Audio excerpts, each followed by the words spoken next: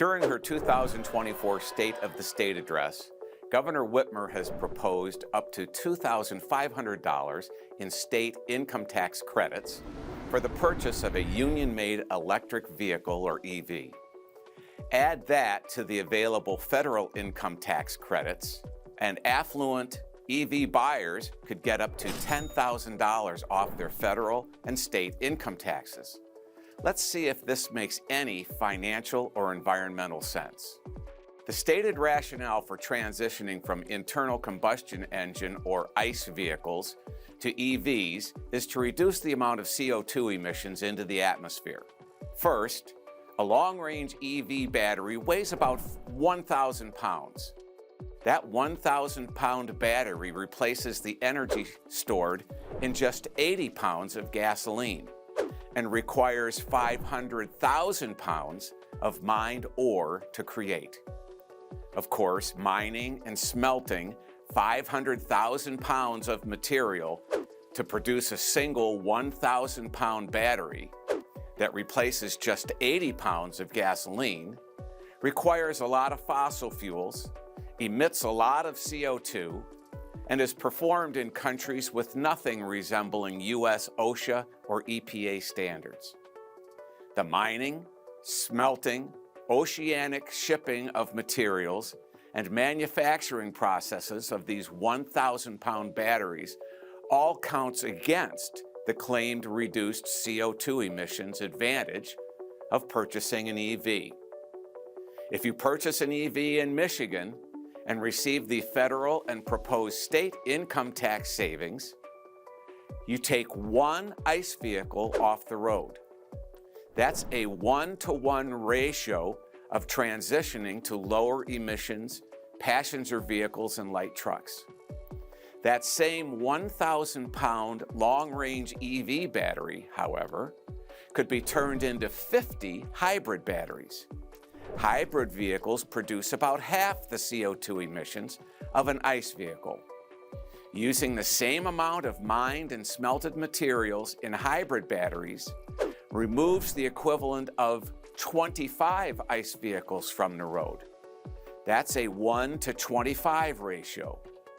If lowering emissions is the stated goal, why are we heavily subsidizing a 1-to-1 ratio technology rather than a 1-to-25 ratio technology?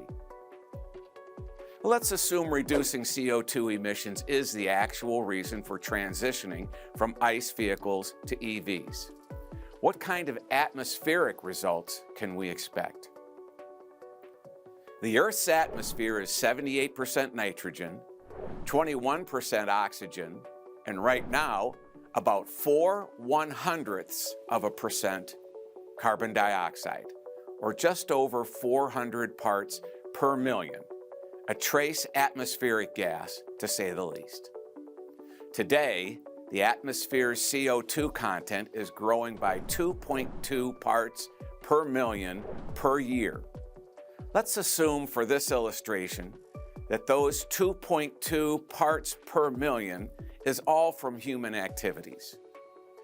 Of that 2.2 parts per million annual growth, the United States contributes 15%, or 0.33 parts per million.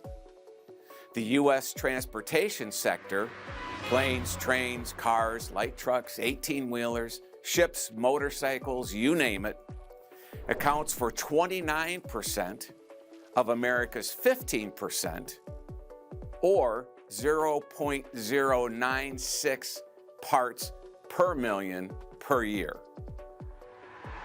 Passenger vehicles and light trucks, that part of the transportation sector that the Biden and Whitmer administrations are offering up to $10,000 in income tax savings if you buy an EV, those cars and pickups are 57% of the U.S. transportation sector's 29%, of the American 15% of the 2.2 parts per million CO2 added to the atmosphere each year. U.S. cars and light trucks, therefore, are adding 0.055 parts per million CO2 to the atmosphere each year. How much of the Earth's atmosphere does 0.055 parts per million represent? That's 0.000005% of the entire Earth's atmosphere, or 5/1,000,000ths of 1%. So, President Biden and Governor Whitmer are proposing taxpayers spend up to $10,000 to entice affluent buyers to purchase expensive EVs in an effort to reduce a 5/1,000,000ths of 1% increase in annual CO2 atmospheric content. Now, is it just me, or does this seem like a tough sell?